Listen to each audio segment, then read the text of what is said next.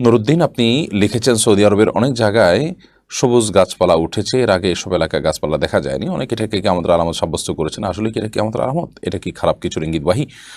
এটা নিয়ে আমরা এর আগে কথা বলেছি আলহামদুলিল্লাহ। সময় টিভি থেকে আমাদের কাছে জানতে চাওয়া হয়েছে, সেখানে আমরা কথা বলেছি। কোনো একটা মাহফিলে প্রশ্ন এসেছে, সেখান থেকে আমরা কথা বলেছি। সৌদি আরব শুধু নয়, সৌদি আরবের পাশাপাশি কুয়েত সহ মধ্যপ্রাচ্যের অনেক এলাকাতেই বেশ প্রচুর পরিমাণে সবুজ গাছপালা এবং ঘাস ইত্যাদি উৎপন্ন হতে দেখা গেছে। উপর থেকে তোলা ক্যামেরার ছবিতে দেখা গেছে যে পাহাড়ের খাঁজে ভাঁজে পাথরের বিভিন্ন আপনার আশেপাশে চিপা ইত্যাদি থেকে আপনার ঘাস গাছপালা এগুলো গজাচ্ছে, যা মরুভূমিতে হওয়ার কথা নয়। এবং তীব্র বৃষ্টি হয়েছে, বেশ ভারী বর্ষণ, টানা বর্ষণ হয়েছে।